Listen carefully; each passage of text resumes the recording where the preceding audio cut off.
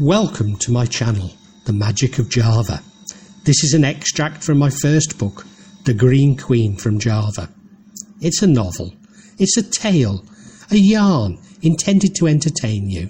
Yes, it does reflect my experience of falling in love with Indonesia, my experience of falling in love with an Indonesian lady, and my increasing awareness of the paranormal and black magic. Or some might like to say my descent into madness, but it is just a novel. Any resemblance to real people is completely unintentional. Yes, it's based on my experience, so yes, it's based on people I've met and know, but amalgams or caricatures of them. I do mention real people and real life celebrities and hope that they, along with anybody who believes they've identified themselves, will forgive me.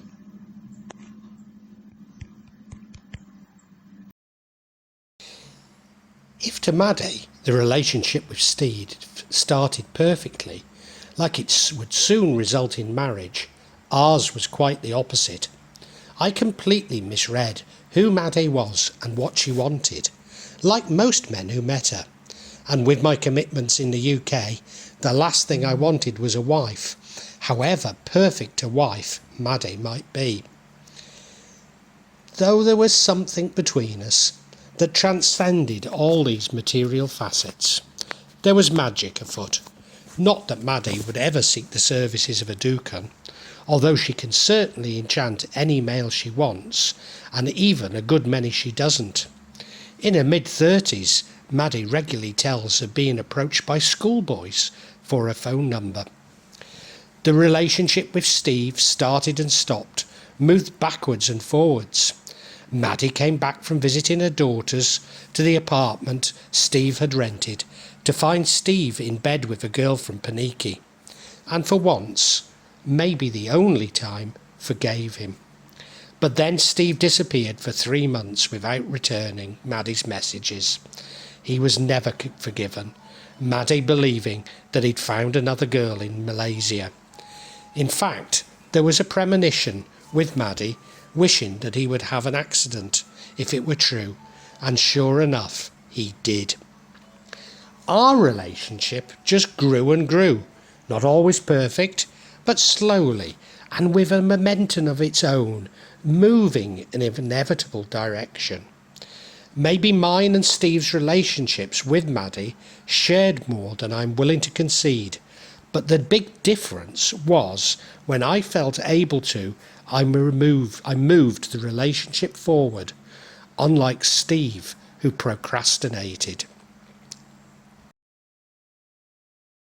In spite of Steve's shortcomings, many of Maddie's friends, especially Limar, saw in Steve a more predictable and stable potential husband than this rather peculiar Brit, with my dubious friends, especially Professor Darwin.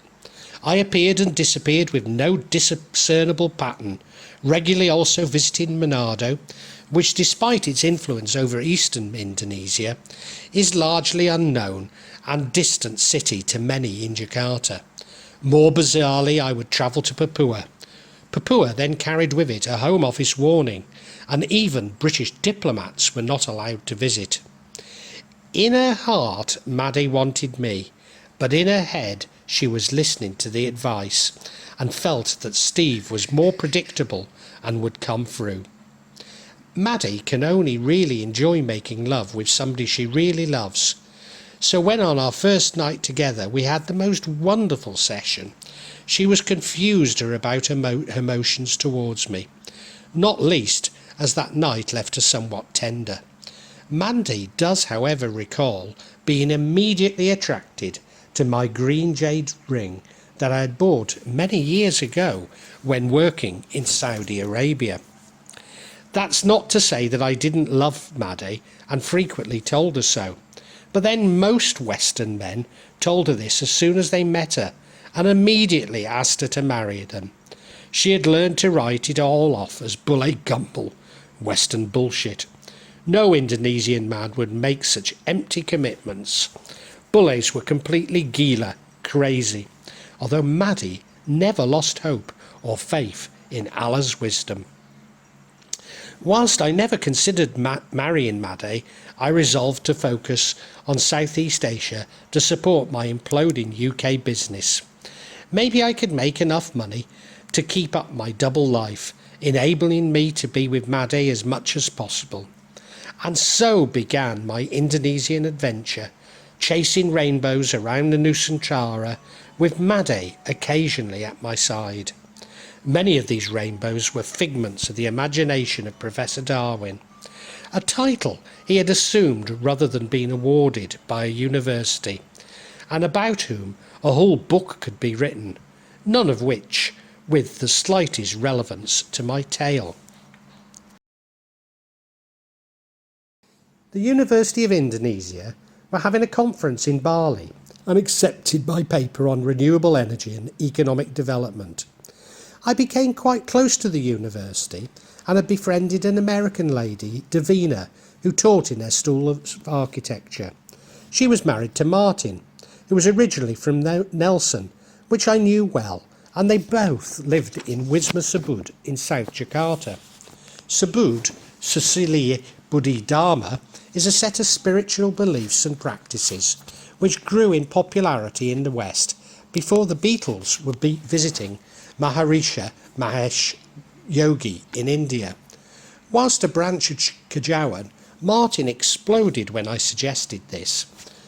As the revelations of Sabood were believed to come directly from God, Martin has a valid point, especially as a oneness with God is the goal of most religions, so let us simply call it Sabood. Nevertheless, Hussein Rouf, who was fundamental in spreading Sabood to the West, entitled his book Reflections on Sabood, 1960, Occult Religion, Indonesia, which must enrage Martin. Martin had lost his sight years earlier, rendering him unable to practice architecture any longer, and along with other tragedies, cast them into financial difficulties, including a highly complex fraud exploiting Martin's desire to leave a benevolent legacy for mankind, all of which curtails their ability to plan for the future. Martin now spends his time talking to God, and his insights were to have a profound effect on me. Sabood's initial Western converts were mostly from top universities in the US and UK, and many have gone on to become highly successful. Despite Sabood not being well known outside Indonesia, I have a friend Simon from Bradford who'd grown up with Sabood. Bapak, simply meaning sir, the name given to the founder, Muhammad Sabood Samohadi with Jojo, had preached that we have an obligation to good in our lives and that we need money to achieve this, so we should engage in business. He also wanted us to do a lot of good, so we were to think big. In other words, create big businesses. Coupled with a degree of self-help, many of Sabood's followers have developed large businesses. Given the wealth of Sabood's Western followers, Wisma Sabood contains many large villas, laid out more in a Western style than Indonesian, and a little like a gated community in southern Florida. Wisma Sabood is therefore an oasis of calm on a somewhat unloved stretch of Jalan RS Fatmawati, along which the MRT is currently being constructed, and I believe will ultimately make it a little like Sukhumvit in Bangkok. Despite Jokowi and Ahok seeming to have Singapore as a blueprint for Jakarta's development, you may have picked up I am particularly scathing about attempts to develop Jakarta in Singapore's image. You see, for 60 years, Singaporeans have been socialised to accept the common good, whilst for almost the same period, Indonesians have been socialised to laud private greed.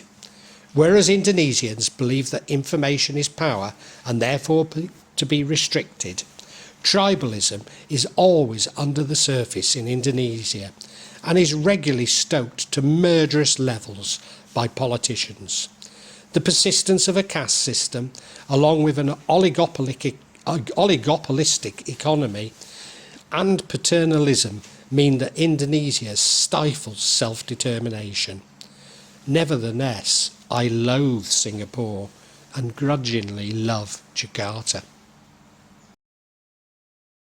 I booked a wonderful hotel in Ubud to spend a week in prior to the conference. I had spotted the hotel as new over 20 years earlier as I took a walk up the hill from Monkey Forest Road. I knew that Maddie would be impressed and needed to be given something of the luxury that Bertrand had introduced her to. The hotel, in common with most developments in Indonesia, had opened to the highest specification. Maybe it was the first luxury retreat in Ubud, but unfortunately it had never been maintained, and everything was a little dirty or broken. Despite the state of repair it was in a wonderful river valley, with villas dotted down the valley along winding path and steps past Hindu statues and shrines. Quite apart from the general lack of care and attention the villa had received over the last 20 years, there was no television. I really didn't care to watch Sinatron, but it would have made Maddie feel more in touch with the world she knew.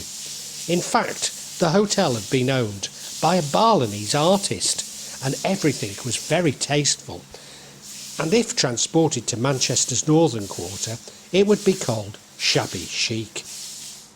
As night fell, the valley exploded with the sound of insects and reptiles, undisguised by any television, and my former Gadis desa was petrified.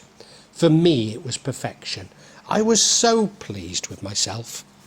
The next morning Maddie explained that she was unwilling to spend another night in this hotel. Not only were there animals, but many ghosts coming from the strange practices of the Balinese. We did stay just one more night, and despite having paid for a week, we moved to Sanur, where the conference was to be held. Apparently this was also Maddie's reason for not wanting to stay at the Hotel Slippy again. It had been built on a Chinese cemetery, and Chinese ghosts had disturbed her all night. It was true Maddie had had a sleepless night, disturbed by nightmares, but I thought these was indications of how her emotions had been toyed with by Bertrand and others. Maddie really doesn't dwell on such things, unlike many Indonesian girls, so I wrote it off as a minor cost of an Indonesian girlfriend. In any case, the hotel refunded my money through the booking agency. Not that I knew this when I took my decision. Maddie was immediately happy in Sanur, despite there being many more paranormal stories emanating from this resort, especially Liak, a prominent form of black magic in Bali. Indeed, many Balinese refused to stay in Sanur, especially close by our hotel to the north of Sanur. Our hotel was almost opposite the Grand Bali Beach Hotel, where President Sukarno had a suite in honour of Nia Rorokidul, who takes young men who wear green on the beach. Of course, it's simply the strong and unpredictable currents that lead to so many deaths along Indonesia's southern coastlines, but even those who know this to be true refuse to wear green. This is the hotel that is meant to have been razed by fire, leaving only Nira Rorokidul's suite intact. An identical story is told about the Samudra Beach Hotel in Palembang Ratu, Java Barat, which leads me to be somewhat dismissive of it. But I do know that both hotels have a suite devoted to her. Where we stay in northern Sanur is much more Indonesian in its character than the main section. This means it's a little scruffier, a lot more chaotic, but full of character and characters. Indeed, it's the sort of place which people stay for extended periods and revisit many times. Thus, for this Anglo-Indonesian couple, we were made to feel like regulars, something that would have taken years to establish in Ubud, and only then if we'd developed a fervent interest in yoga, crystals and veganism. Allegedly, some tragic events occurred close by where we stay, but they are part of Indonesia's history one cannot repeat. Sanur was familiar and within Made's ability to comprehend and deal with, unlike Ubud, which has taken on a unique spiritual character. It's paradoxical that I should find Sanur authentically Indonesian and Ubud so un-Indonesian. Ubud has long been the centre of Balinese painting, albeit this only came about following the Dutch conquest, while Sanur is where the Belgian painter Limea de Mepre had lived with his Balinese wife Nee Pollock, selling his Gauguinesque works to docking cruise ships. Their former residence is now a museum on the beach, close to where we stay, although few, if any, original paintings remain. Sanur was also the first resort to be developed in Bali, with Sukarno's Grand Bali Beach Hotel, paid for by reparations from Japan.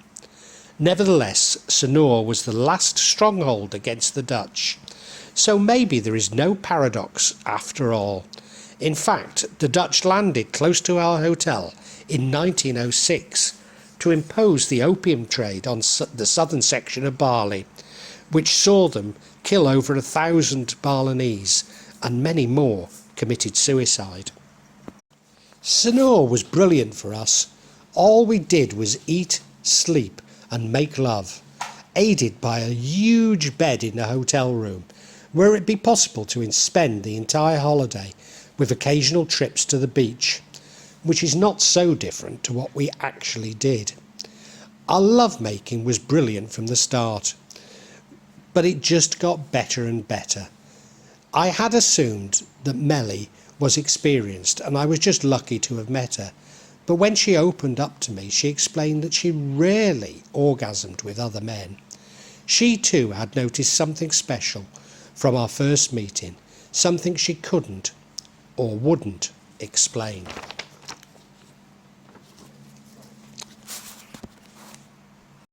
A closeness had developed between us that had been there from the first minute, but in Sanur it exploded. Maddie told me that her husband had died in a gas canister accident, not uncommon in Indonesia, but in Sanur she told me the whole truth, something she'd never told a Western male before, not Bertrand nor Steve. When I asked her why she'd told me, she said she had no idea. I immediately offered to help, and Maddie explained that if I could help her to buy a house, she could leave Prama and start a new life. Without a thought, I agreed. On the beach one day, an elderly couple from Surabaya and Manado seemed to target us to read our futures from playing cards, not asking for payment, but of course Maddie made one. The couple told me not to trust somebody, that I was or would become bankrupt, which I later learned in Indonesia means little money or loss of one's wealth, not the legal term we understand it to be. That I would marry Maddie and we would be very happy. Despite the seemingly random, even ridiculous nature of their predictions, there appeared to be something about them. They seemed to have tapped into forces that I was unaware of and had no belief in.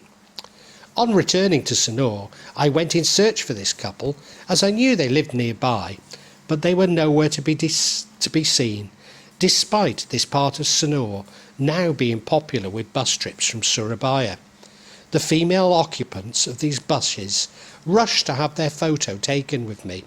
I've probably become famous in the desas around Surabaya as the bule who is always surrounded by girls in hijabs. I was later to find that Maddie had a similar ability to read cards and was much in demand by the girls in FTs to tell them if they would find a potential husband that night. Maddie saw it as harmless entertainment, like reading a horoscope, but the girls who came to her took it much more seriously. Professor Darwin arranged a number of meetings in Bandung. There was clearly an agenda that had not been shared with me, and I felt frustrated, as I always did when doing him a favour. In fact, Professor Darwin probably feels that I in some way let him down, but I always do when not being given the full picture, either innocently or when I'm being manipulated.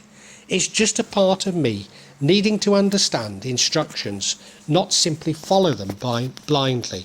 I'm not trying to pursue my own agenda, just grasp what the agenda is. Then we made our way to Jogja. I love Jogja and still do, despite its unplanned growth, making most parts like any other city in Indonesia.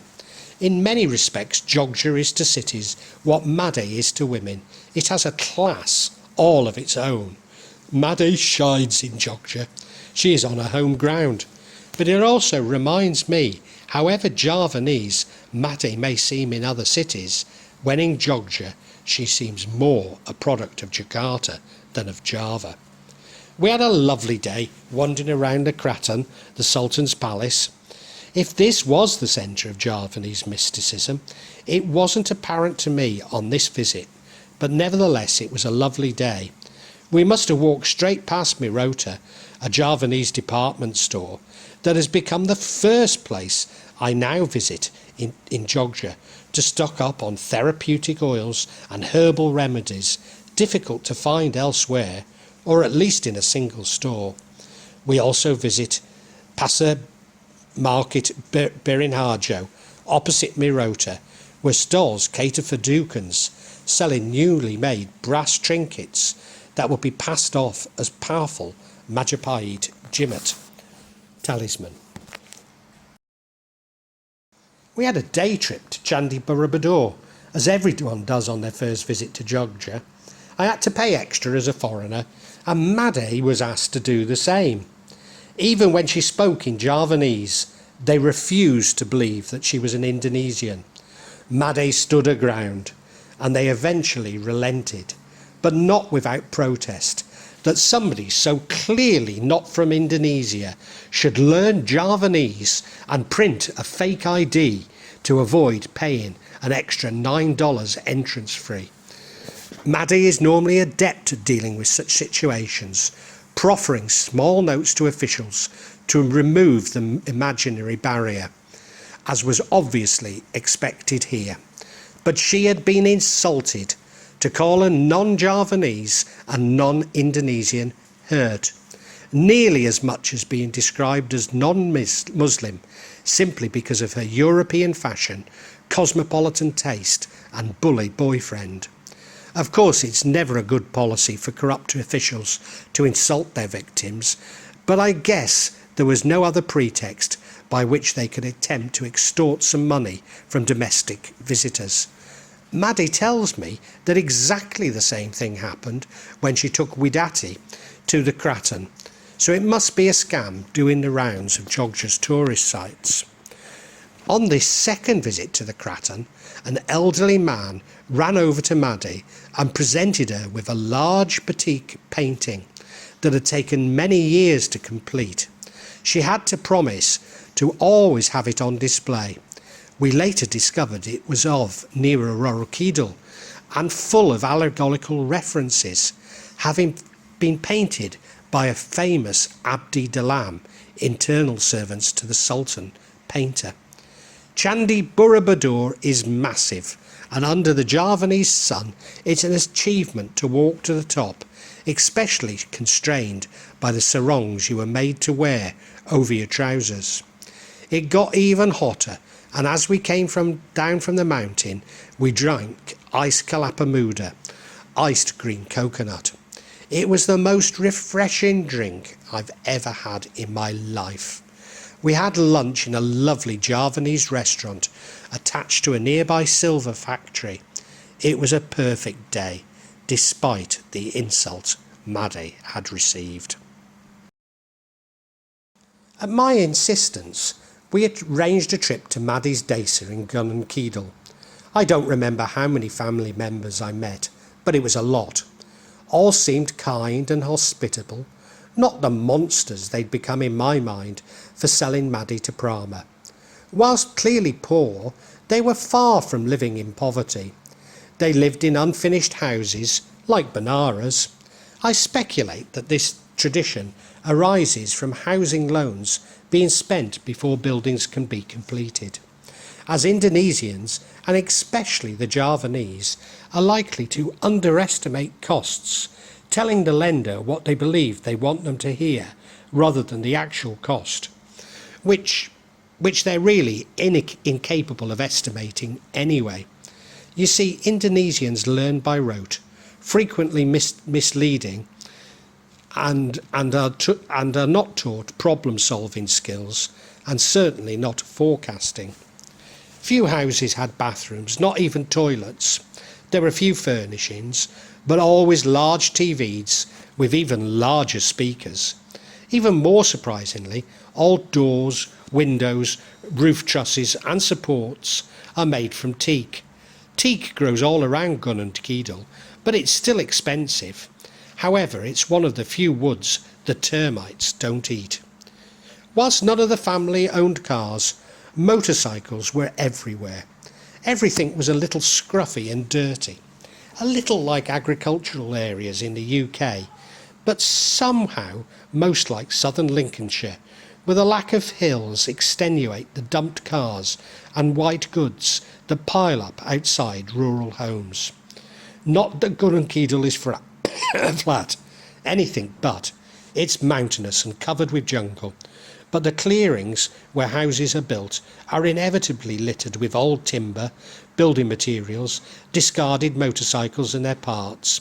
Nevertheless, it was somewhat like a tropical home firth, the location of for last of the summer wine, with its karst landscape, albeit forested, concrete blocks resembling limestone masonry, narrow winding lanes, and buildings clinging on to the steep terrain, although the sparse use of walls marking boundaries reminds me more of the Lake District.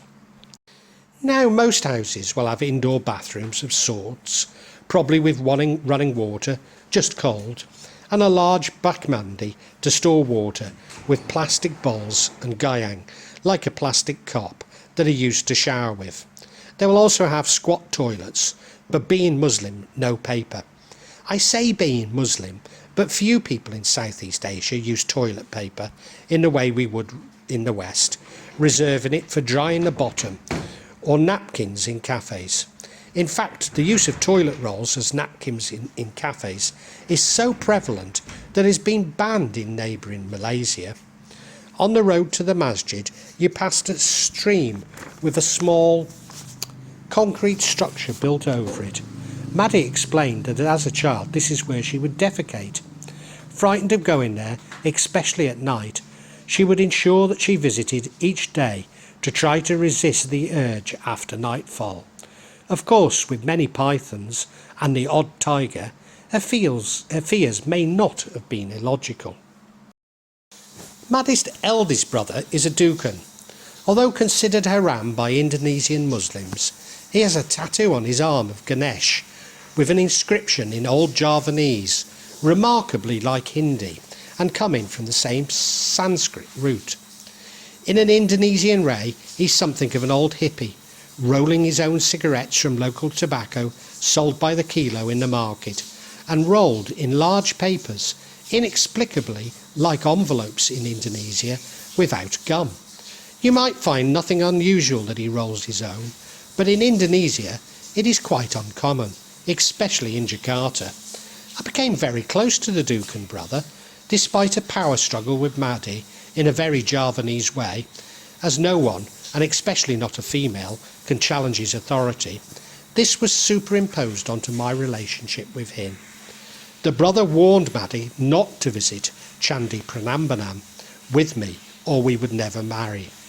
It was something to do with Laura Jungran, who he claims to be another incarnation of Nusantara Kidul, but I have no understanding what. It was too late. We'd already visited Chandi Prambanan on the way to the desa. In any case, Maddie was completely dismissive of her brother's powers and superstitions. The brother had trained for many years in Jogja, Solo, Banyuwangi and Cirebon, rushing the training being considered dangerous as one becomes subjected to rather than in control of your powers, which despite the time he spent appears to be what happened to him. When practicing black magic or working as a Duken or Duken Santet, a Duken who uses his power for bad outcomes, one has to retain a pure heart and not seek personal gains, or the very powers you unleash can overcome you. I was even more impressed by Chandi Prambanan than I was by Chandi Burabador. Chandi Burabador is massive and majestic, but Chandi Prambanan strange and wonderful, like Indonesia itself, and the woman that I'd fallen completely in love with.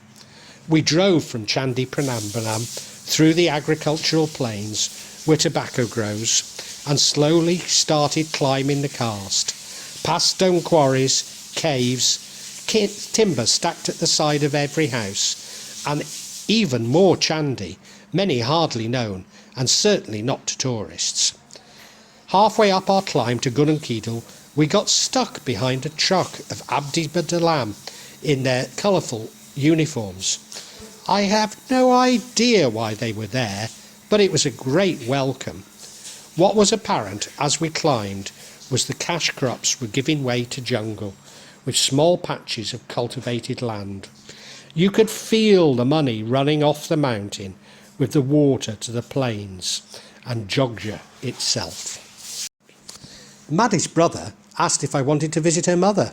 I did, so we walked down the rough desa lane in the heart of the Java sun, past more unfinished houses, the local preschool, and then along a rough path. As we entered the crowded and somewhat overgrown cemetery, her brother performed some Kajawan rituals, including stamping his foot 3 times. We had brought him a trilby in the factory shops in Bandung, which he removed as he stamped his foot and prayed with his arms in a Hindu or Buddhist fashion, rather than that of a Muslim. Climbing over the graves, saying permissi to each of the occupants as we did, we first went to Maddie's father's graves, and it was like any other grave that I had visited. Again, there were Kajawan rituals to perform, although interesting, I felt nothing. But at the mother's grave, I felt something very powerful. Something I'd felt before when visiting the grave of Mila Grossa in Avala, shortly before the birth of my son Branwell. Not as strong, but definitely there. In fact, the Kajawan rituals were remarkably similar to the Catholic ones I had performed at Mila Grossa's grave. I felt compelled to tell the mother that I would look after Maddie and her daughters, and that she could rest in peace. I could almost feel the old lady's broad smile and roll over to her sleep. We next visited Malang to see a kindly academic I had met. In fact, one of the nicest people I have ever met. We travelled around the area and must have been close to Banara's home desa. In particular, we loved the mountain town of Batu and Taman Selecta. Built by the Dutch, it reminded me of a British park with roses and rhododendrons. We really liked Malang, although have never returned. Another place I've always wanted to visit is Kepunraya, Bogor. I love botanical gardens, but Maddie insists that it's unsafe to visit a place with so many trees and therefore spirits of the dead. The British connection via Governor Raffles makes these gardens irresistible to me. While Raffles' legacy may not have been entirely positive during his short tenure as Governor of Java, he did abolish slavery, which had been taken to commercial levels by the Dutch East Indies Company. He also banned gambling, albeit haram to Muslims, cockfighting, and even attempted to ban the opium trade.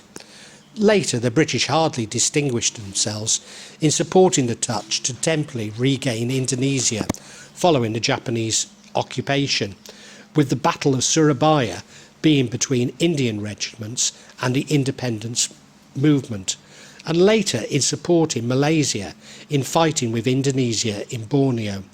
Nevertheless, I often joke that the British left a greater legacy than the Dutch, as Raffles had introduced right-hand driving, whereas the Dutch introduced clappertart and bitterballen. When the British Empire finally sinks beneath the waves of history, it'll leave behind it only two memorials: the game of association football, and the other is the expression F off. Sir Richard Turnbull, High Commissioner of Aden, 1965 to 67. I took Maddie on other visits, including to Manado and the mountains of Minahasa, but these were visits far from the core of the mandala, and so probably are not so relevant to the events that would unfold. Within each city and country, the locals assumed Maddie to be one of them and spoke to her in languages she neither knew nor had heard before. In Bangkok, when she failed to respond in Thai, the hotel security guards dismissed her as Filipino, while in Manila, nobody could believe that a girl so obviously Filipino could be from anywhere other than the Philippines. It is, however, worth mentioning that on one of our visits to Hanoi, the spirit of a Buddhist monk sat at the foot of our bed, who told Maddie not to be afraid of him and simply wanted to know her name. Given that I'd already experienced this was unremarkable, except for the fact that Maddie was unaware of any Buddhist tradition in Hanoi. Well, I hope you enjoyed this chapter. By all means, feel free to comment on it, including criticism, as that's the only way I can improve. Now, I really do hate it when channels keep badgering you to subscribe for them, but I suppose it does tell you when I'm going to post new chapters. I'm aiming to do this every week to 10 days, so it might be a good idea to subscribe if you want to. But thank you again for listening.